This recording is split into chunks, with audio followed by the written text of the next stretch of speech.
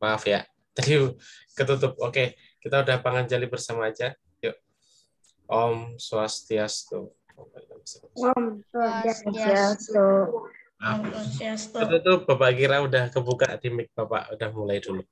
Nah, minggu yang lalu prakteknya mengenai apa sih? Masih ingat nggak? Pancayatnya. Oke, pancayat. Nah, praktek pancayatnya itu kita akan hubungkan dengan materi hari ini ya. Sebenarnya untuk membalas secara tidak langsung apa yang sudah diberikan oleh kita. Nah, hari ini yang akan kita bahas adalah mengenai kita hutang kepada siapa aja sih yang harus kita hormati, gitu ya. Salah satunya dengan catur guru yang harus kita hormati. Oke, catur guru sendiri ada pemenggalan katanya. Catur itu berarti 4, guru berarti orang yang harus kita hormati. Ya, jadi ada 4 orang yang harus kita hormati. Nah, salah satu cara menghargainya dengan pancayatnya kemarin, salah satunya. Ya, oke, Bapak akan coba presentasi di sini ya. Tentunya kalian sudah hafal lah catur guru itu apa. Oke, ini ya. Kita besarkan. Oke. Ini catur guru adalah 4 yang harus dihormati dalam mencari kesucian dan serta keutamaan hidup. Jadi 4 hal nanti yang akan Bapak sampaikan atau 4 guru yang akan Bapak sampaikan hari ini itu yang harus kita hormati ya dalam setiap harinya. Oke, untuk yang pertama itu ada guru rupaka. Nah, guru rupaka itu adalah orang tua kita. Nah, disebut dengan guru rupaka karena beliau atau kedua orang tua kita itu yang mengerupakakan atau mereka dari yang tidak ada menjadi ada. Nah, orang tua kita sesungguhnya sangat ibaratnya sangat besar ya jasanya bagi kita itu karena saking besarnya jasa kita terhadap kita, saking jasa orang tua kita terhadap kita, sehingga kita belum tentu bisa untuk membayar hutang-hutang kita kepada orang tua kita. Nah, hutang-hutangnya apa saja? Kan yang termasuk kalian yang pertama pada saat melahirkan. Ya. Saat melahirkan itu orang tua kalian dalam artian di sini mama atau ibu atau orang tua yang cewek itu sangat bertaruh nyawa dengan adanya kelahiran kita. Kenapa harus bertaruh nyawa? Karena untuk mengeluarkan kalian dari dalam perut orang tua itu membutuhkan proses dan waktu yang lama. Contohnya, pada saat 9 bulan, ya, kalian 9 bulan di dalam kandungan orang tua kalian. Itu orang tua udah susah melakukan aktivitas apa-apa. Bahkan terbatas, ya. Berbeda dengan yang tidak mengandung. Nah, disitulah pengorbanan orang tua kita. Jadi, kalau yang suaminya pengertian, pasti tugas para ibu atau orang tua kita yang mengandung kita itu akan sedikit dibantu oleh orang tua yang cowok atau bapak kita atau ayah kita atau papa kita. Nah, karena apa? Dengan keterbatasannya gerakan oleh orang tua yang pada saat mengandung kita 9 bulan itu. Bahkan ada yang kurang lebih 10-11 bulan itu ada. Ya, yang ada di dalam perut. Nah, itu contoh jasa, salah satu contoh jasa yang paling besar orang tua kita untuk kehidupan kita, yaitu pada saat di dalam perut. Itu orang tua sudah membagi makanannya secara tidak langsung ya, orang tua yang mama kita atau ibu kita pada saat kita di dalam perut itu sudah membagi makanannya menjadi dua, untuk dirinya sendiri dan untuk yang ada di dalam perut. Nah, dengan pas kita makan di dalam perut itu, kalau kalian masih punya apa namanya pusar ya, pusar atau yang apa di tengah-tengah perut itu, yang sedikit tali pusar itu, nah itu adalah perantara makan kita pada saat di dalam perut.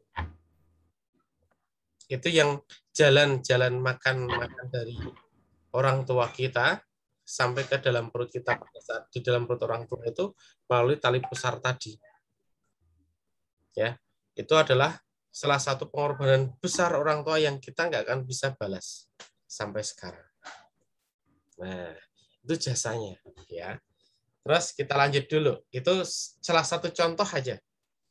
Contoh yang lain, misalnya orang tua yang cowok atau ayah kita atau bapak kita, itu juga sangat berperan penting. Dia sebagai kepala rumah tangga juga bertanggung jawab untuk memberi atau kehidupan kalian. Misalnya memberi makannya dengan cara mereka bekerja. Ya, mereka bekerja, terus setelah bekerja itu kan mendapat uang ya, terus untuk membeli susu kalian, memberi perlengkapan kalian waktu kecil sampai sekarang ini. Misalnya kalau sekolah berarti kan kalian membutuhkan biaya untuk sekolah, terus kalau misalnya sekolah masuk memberi bekal dan lain sebagainya. Itu termasuk pengorbanan orang tua kita juga, baik orang tua yang cewek ataupun yang cowok.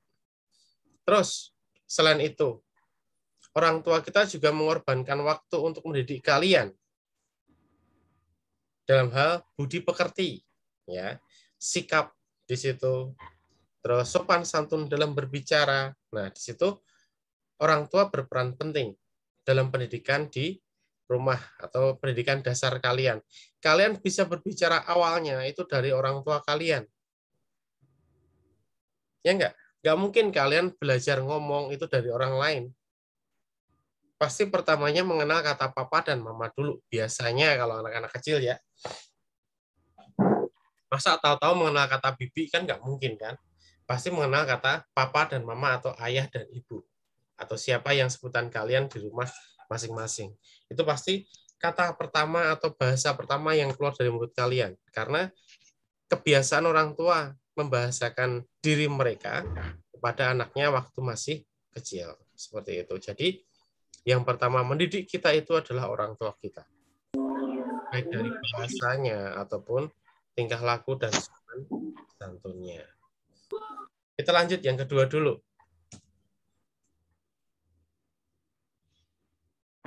Nah, kok yang kedua? Ini adalah 5 jasa orang tua kepada kita, atau disebut dengan pancawidya.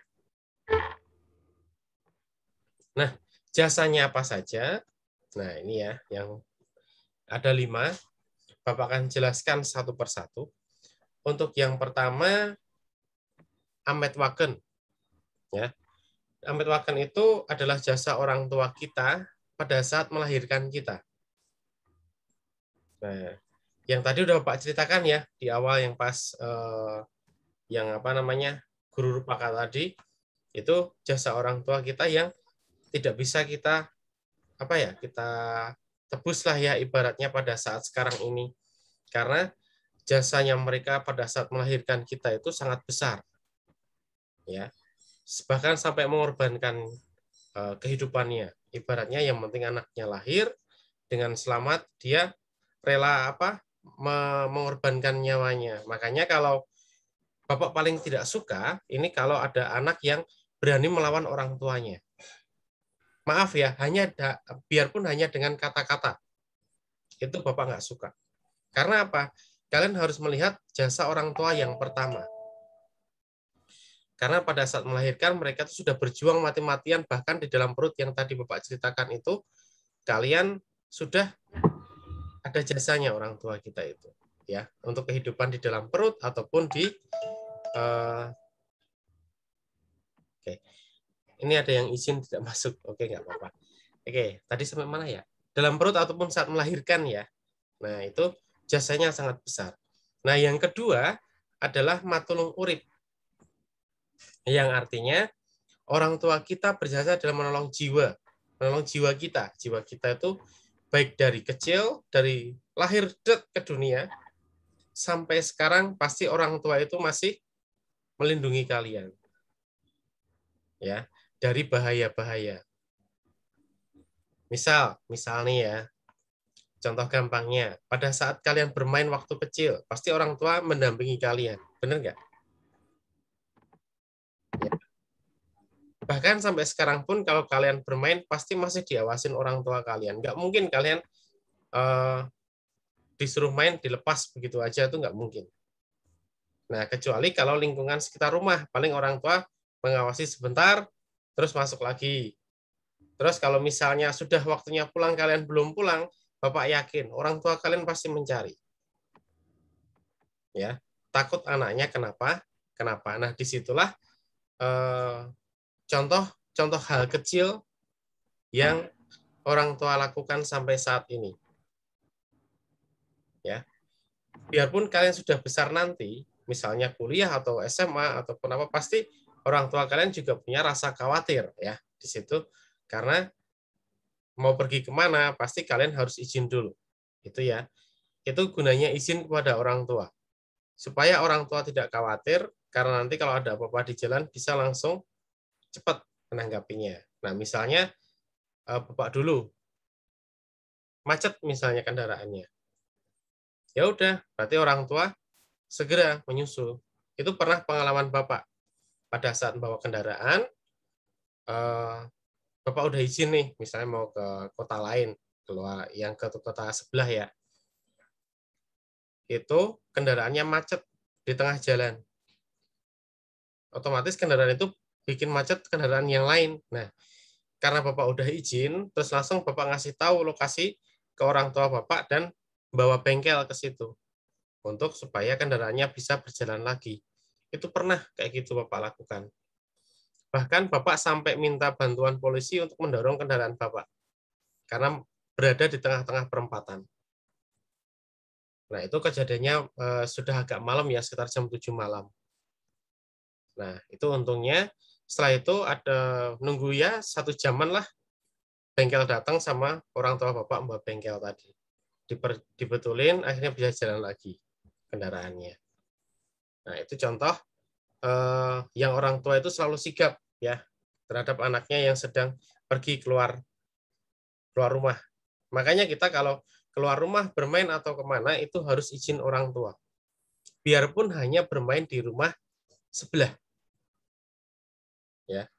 Jangan tahu-tahu nggak bilang terus nanti bikin khawatir orang tua. Itu malah nggak boleh kayak gitu. Oke, itu yang contoh matulung urip yang kecil ya. Contoh yang besarnya yaitu orang tua memberi makan kalian. Kalau tidak ada dengan asupan makan yang bergizi, sampai sekarang kalian mungkin ya nggak tahu ya seperti apa. Nah, karena itu matulung urip atau menolong jiwa dari seorang anak. Oke. Yang ketiga, itu ada maweh binojana.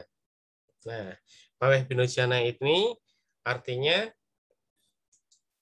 contohnya adalah pada memberikan makan dan minum. Tadi matulung urip itu secara apa ya, langsung ya, baik itu perbuatan langsungnya ataupun yang tidak langsung. Kalau yang ini adalah memberi makan dan minumnya. Nah, orang tua pasti memberi makan dan minum cukup buat kalian. Bahkan uang jajan pun kalian juga kadang dikasih lebih, ya enggak? Misalnya minta uang jajan, pasti kadang ada yang dikasih lebih, ada yang dikasih pas, bahkan ada yang dikasihnya nanti saja. Uang jajan sekalian uang saku sekolah, misalnya seperti itu. Nah, ini yang lebihnya ya, lebihnya orang tua sayangnya terhadap anak itu bukan hanya dari segi uang jajan, tapi makan dan minum juga. Kadang ada, biar anaknya makan dulu orang tuanya nanti. Ada yang seperti itu. Maaf ya, untuk keluarga yang kurang, itu pasti anaknya yang disuruh makan dulu. Kalau untuk orang tua mah nanti gampang. Cukup makan singkong, makan apa, dia pasti udah kenyang. Itu yang orang tua dulu lakukan. Yang penting anaknya makan bergizi dulu, baru orang tuanya. Ya, itu yang ketiga. Yang keempat, itu ada ayang Kara. Nah, orang tua kita telah berjasa mengupacarai kita dalam upacara manusiayatnya. Contoh hal kecil, ya. Contoh hal kecil yang itu dari kalian lahir itu sudah upacara kelahiran bayi. Itu termasuk dalam upacara manusiayatnya yang diselenggarakan orang tua kalian. Ya. Terus ada misalnya kalau di beberapa daerah itu ada anak yang apa ya? Mau berjalan. Tidak sinten atau apa itu di daerah lain ada bilang gitu ya. Tidak sinten atau upacara yang apa? Mau belajar jalan itu kan juga ada upacaranya. Minimal kalau di Jawa itu dikasih apa? Kayak nasi sama urap itu bancaan lah kalau bilangnya. Bancaan paweton juga bisa, atau di paweton atau hari lahirnya itu ada upacaranya juga. Nah, di situ sampai kalian sekarang misalnya ada matatah, upacara matatah atau potong gigi. Ada ya? Ada yang sudah pernah ya di sini ya. Nah, itu termasuk manusiayatnya yang dilakukan oleh orang tua kalian. Nah, tadi simbol matatah atau potong gigi itu simbol apa? Kita melepaskan dari buta-buta yang ada dalam diri kita. Itu simbol saja ya. Dan supaya kita untuk berbicara, untuk makan dan dapat mengendalikan diri ya dari makanan-makanan yang hanya nafsu saja karena bukan kebutuhan oleh tubuh kita. Nah, yang kelima itu ada mangupadaya. Nah, mangupadaya ini adalah jasa orang tua karena mendidik kita. Ya. Dari yang tidak bisa menjadi bisa. Contohnya tadi hal kecil jalan. Terus apa tadi? Berbicara ya, kata-kata pertama seperti itu. Orang tua pasti akan senang kalau anaknya pada saat kecil atau yang masih bayi itu bisa mengucapkan kata pertama, terus bisa jalan sendiri. Nah, itu pasti melihat perkembangan anaknya yang seperti itu, orang tua akan pasti senang dan pasti akan bangga di situ ya. Sehingga orang tua itu merupakan pendidik yang pertama dalam rumah. Nah, ini tadi pesan Bapak kepada kalian, kalau yang orang tua sudah jasanya banyak seperti ini, kalau kalian sampai menyakitinya tuh tidak harus pakai kekerasan ya, dengan mulut pun kita bisa menyakitinya. Nah, jangan sampai ya. Ingat, kalian membentak orang tua saja itu sudah tidak boleh. Ya, hanya membentak loh ya. Misalnya nadanya agak tinggi sedikit itu sebenarnya sudah tidak boleh. Karena jasa mereka aja tidak bisa kita apa namanya? Kita bayar ya. Dari materi pun kita nggak akan bisa bayar. Apalagi kita hanya membentak. Membentak mulut itu lebih apa ya? Lebih sakit ya ibaratnya. Karena orang tua bisa akan masuk ke dalam hatinya orang tua. Makanya itu akan menjadi luka yang tersendiri. Kalau sampai bentakan mulut kalian itu melukai orang tua kalian. Makanya pesan Bapak untuk yang kelas 4 sampai 6 ini jangan sampai kalian membentak orang tua kalian. Kalau misalnya nih, kalian nggak setuju dengan pendapat orang tua, ya utarakan pendapat kalian. Tapi dengan suara yang jangan yang keras. Ya, dengan suara yang biasa, Pak, harusnya seperti ini. Jangan, nggak bisa dong, sambil marah-marah. Nah, itu nggak boleh. Ya, karena jasa orang tua kita tadi, dengan 5 ini aja kita nggak bisa membayarnya. Apalagi ditambah 1, yang ke-6, kalian menyakiti hati orang tua. Wah, semakin nggak bisa lagi. Ya, di situ ya, pesan Bapak dari guru, apa tadi, guru Rupaka, atau orang tua kita, itu jangan sekali-kali kalian membentak, biarpun kalian masih kecil. Hormatilah orang tua kalian. Itu cara membalasnya secara tidak langsung. Bikin orang tua bangga. Jangan bikin orang tua bangga karena kejelekan ya, karena tentunya harus dengan kebaikan. Ya, misalnya prestasi kalian tunjukin. Oke, jangan prestasi yang jelek-jelek. Nah, itu harus bikin bangga orang tua, minimal seperti itu. Oke, kita lanjut ke guru yang berikutnya. Nah, ini guru pengajian.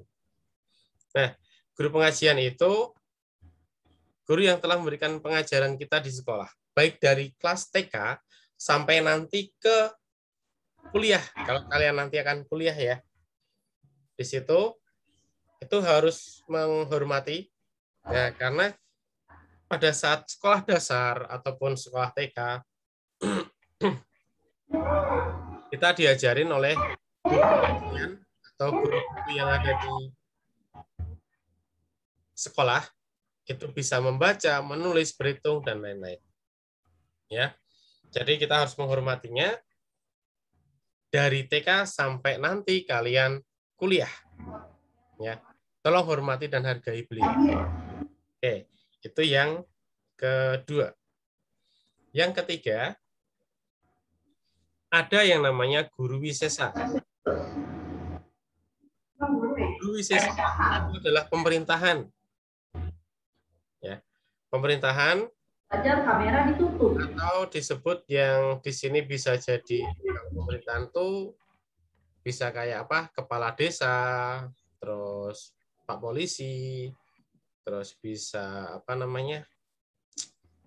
Satpol PP itu atau tentara-tentara itu bisa, itu termasuk dalam guru wisesa. Ya. Kenapa kita harus menghormati sih guru wisesa ini? Nah, itu kan karena dia kan pemerintah. Nah, kenapa harus menghormati? Karena guru wisesa ini dia yang menciptakan suasana di sekitar kita itu ketentraman atau keamanan. Ya. Kayak misalnya contoh dalam hal kecil di lalu lintas. Kita menghargai Pak Polisi pada saat di jalan raya, dan karena contoh yang gampang menghargainya adalah menaati tata tertib lalu lintas. Contohnya yang gampang seperti itu. Kenapa kita harus tertib? Kalau kita tertib, kita akan merasa aman dan nyaman di jalan. Kita nggak akan khawatir kalau misal nih belum punya SIM atau surat izin mengemudi, kalian terus di jalan ugal-ugalan. Nah, itu malah justru membahayakan orang lain dan dirinya sendiri. Ayo, ini yang coret-coret nih, Komang Satria. Dihapus. Oke, Bapak lanjutin ya.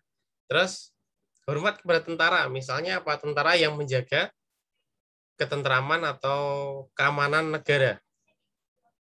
Dari misalnya, kalau di Papua Nugini itu ada gerakan Papua Merdeka. Nah, itu kan yang menghadapi pertama tentara, bukan masyarakat. Malah justru masyarakat yang bikin tidak tenang, ya, karena gerakan Papua Merdeka tadi. Nah, itu mereka akan berusaha, yang Papua Merdeka tadi ya, itu apa ibaratnya berusaha mengambil Papua dari Indonesia dengan cara tadi kekerasan tadi ya. Nah, itu adalah contoh-contoh kenapa kita harus menghormati guru wisesa atau pemerintahan. Berikutnya, di sini ada sebentar ya.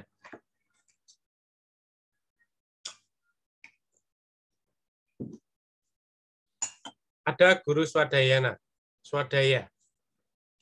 Nah, guru swadaya itu adalah Ida Sanyang Widiwasa. Karena Ida Sanyang Widiwasa itu telah menciptakan segala isi di dunia ini, ya, dengan penuh kasih sayang. Tuhan juga atau Ida Sanyang Widiwasa juga menciptakan alam, alam yang kita tempatin sekarang ini, beserta isinya. Karena untuk memenuhi kebutuhan hidup manusia. Contoh, saat kalian menanam, tanpa adanya kehidupan atau roh kehidupan dari Ida Sanyang Widiwasa, tanaman yang kita tanam itu nggak akan bisa hidup. Contoh gampangnya seperti itu ya. Jadi dia akan mati. Terus Sanyang Widi juga menciptakan matahari sebagai pelengkap kehidupan ya. Terus menciptakan sungai, gunung, ikan, dan sebagainya untuk memenuhi kebutuhan hidup manusia. Oke.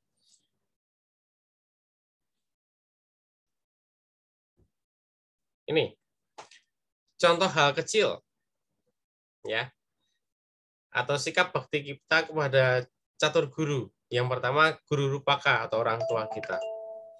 Nah, sikap hal kecilnya itu paling yang bisa kalian lakukan adalah membantu merapikan tempat tidur. Itu yang paling bisa. Minimal itu dulu lah, nggak usah jauh-jauh. Ya, kenapa harus merapikan tempat tidur? Karena yang pakai siapa? Kalian. Masa yang merapikan orang tua?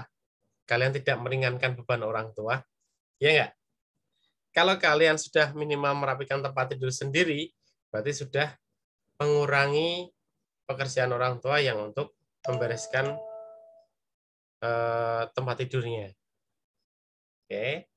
Nah, yang kedua, contoh kecilnya lagi, membantu menyapu lantai dan halaman. Ini bisa dilakukan anak cowok ataupun anak cewek. Ya, tidak harus semuanya orang tua yang lakukan. Kalau misalnya orang tua baru sibuk masak di belakang, ya kita inilah bantu-bantu sedikit, kayak menyapu lantai boleh, terus kayak apa? Nih, bukan ini lagi. Ini kan berarti nasihat ya. Nanti berarti. Saya menyapu lantai bisa aja mencuci piringnya, bisa apa namanya? Membantu mencuci baju sendiri. Ya kan?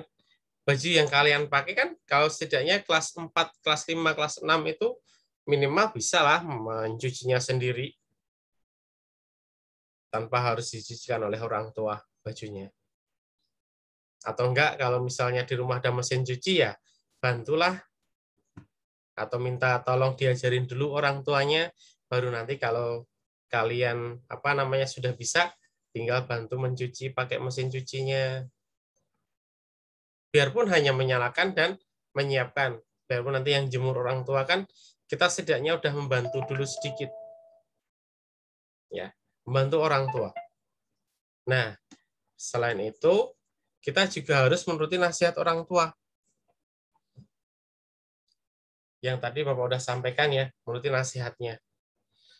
Nasihatnya tuh nggak mungkin orang tua memberi nasihat buruk pada anaknya. Nasihat buruk itu menjuruskan ke anaknya ke hal yang negatif, itu nggak mungkin.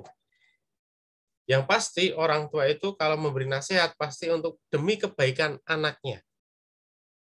Tidak mungkin demi kebaikan anak orang lain, itu nggak mungkin. Nah, jadi kalian harus menuruti nasihat orang tua karena yang tadi ya demi kebaikan anaknya. Sebentar, Bapak lihat WA dulu. Tadi ada beberapa orang tua yang nggak bisa masuk.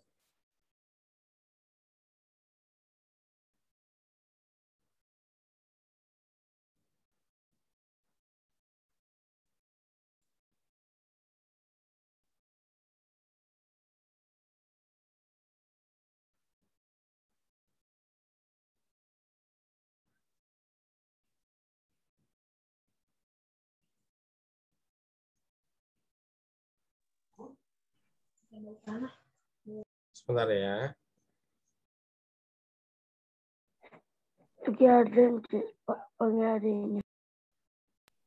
Bentar. Ada beberapa teman kalian yang nggak bisa ikut Zoom. Dua orang. Oke, kita lanjut. Tadi baru sampai menuruti nasihat orang tua. Terus selain yang tadi, yang contoh kecil lagi, misalnya pada saat berpakaian aja. Berpakaian ya kita mau yang kita pakai kita pilih sendiri. Ya. Tidak suruh nyiapin orang tua. Mah, bajunya mana yang buat hari ini? Nah, itu kan nggak boleh. Misalnya kalian sudah mau masuk sekolah, berarti kalian harus siapin malam sebelumnya. Paling tidak ya. Paling bagus sehari sebelumnya. Itu udah disiapin dulu. Jangan nanti tiba-tiba, mah, idinku mana ya seragamku ya? Wow, langsung cari. Pagi-pagi udah bikin orang tua emosi. Itu nggak boleh. Ya. Terus tadi saat kita keluar rumah itu harus berpamitan. Ya, supaya orang tua tahu kalau misalnya kalian sudah jamnya makan, berarti kalian harus pulang. Kalau nggak pulang pasti orang tua akan mencarinya. Kalau sudah jamnya istirahat, berarti kalian juga harus pulang karena memang istirahat itu penting, ya, supaya kalian tidak terlalu capek. Kalian itu harus izin atau mau kemana, di mana itu harus izin dulu sama orang tua. Terus berikutnya, nah ini bakti kepada guru pengajian. Nah, ini mematuhi nasihat guru pasti ya. Kalau di sekolah nggak mungkin guru itu memberi nasihat yang jelek-jelek pada siswanya. Pasti memberikan nasihat yang baik-baik. Terus kalian ditunjukkan dengan apa? Belajar yang tekun. Belajar yang tekun kan demi kebaikan kalian, bukan Bapak Ibu gurunya. Ya enggak? Kalau belajar tekun gitu, efek baiknya kepada siapa? Bukan kepada Bapak Ibu guru, tapi pada diri kalian sendiri.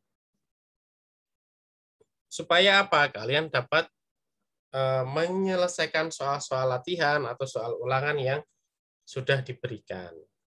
Oke, berikutnya. Mematuhi peraturan sekolah. Nah, kalau tidak mematuhi peraturan sekolah, apa yang terjadi? Kalian sudah tahu ya, yang terjadi apa? Misalnya, ada teguran dari Bapak Ibu guru, dapat sanksi, misalnya, atau hukuman, atau hadiah. Nah, seperti itu. Itu contoh, Pak. ya, contoh cara apa namanya mematuhi atau menghormati guru yang ada di sekolah, ya, atau kepada guru pengajian tadi ya. Berikutnya, bakti pada guru wisesa atau yang kita sebut dengan pemerintahan tadi. Yang pertama, menghormati jasa pahlawan. Tanpa jasa mereka, kita nggak akan bisa seperti ini. Atau mungkin bahkan kita sampai sekarang masih dalam di bawah penjajah ya, atau yang hanya merebut apa namanya sumber daya kita tanpa mengembalikan kepada kita lagi. Terus, nah ini urusan orang tua kalian nih, tanpa bayar pajak ya. Kalau kalian tidak pajak listrik, kalian nggak akan dapat listrik, nggak akan dapat apa namanya sampai sekarang bisa pakai Zoom, bisa pakai HP, pakai lampu, kalau tidak bayar listrik. Atau enggak, kalau sekarang kan zamannya token pulsa ya. Kalau kalian nggak ngisi token pulsa atau nggak beli listrik, ya kalian nggak dapat listrik. Gitu aja. Nah, ini rela berkorban.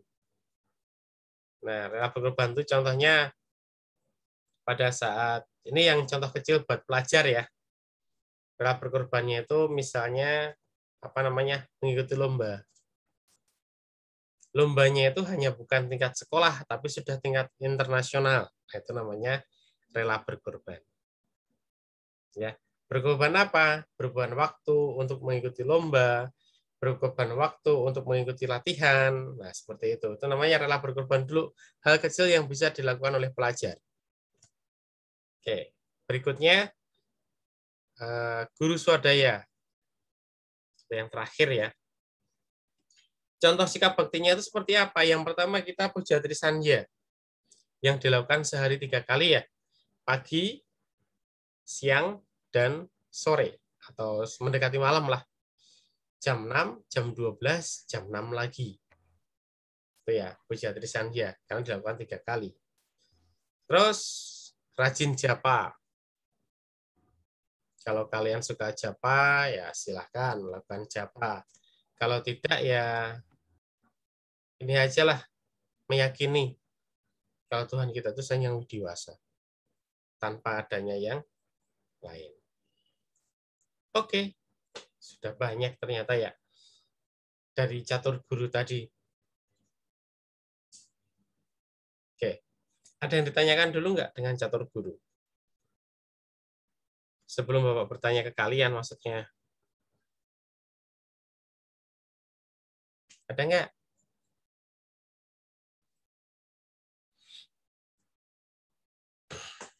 materi hari ini catur guru dulu. Nanti yang Saptarsinya besok.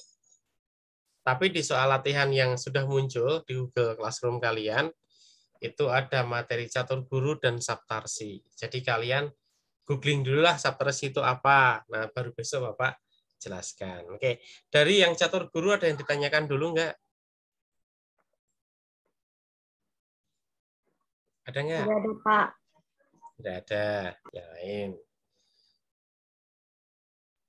Tidak ada, Pak. Nggak ada. Ada, Pak.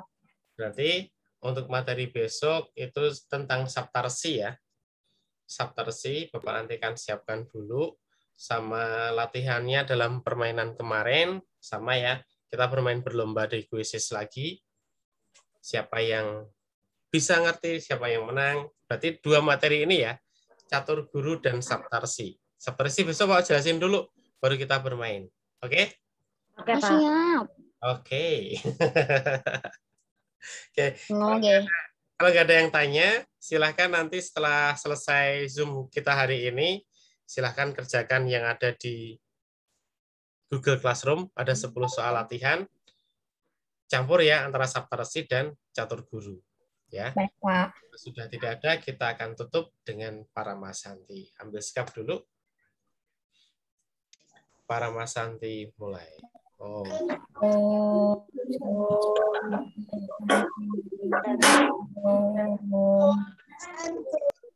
Oke, terima kasih. Sampai bertemu minggu depan ya. Kita dengan Makasih, Pak. Saptarsi dan bermain lagi. Oke.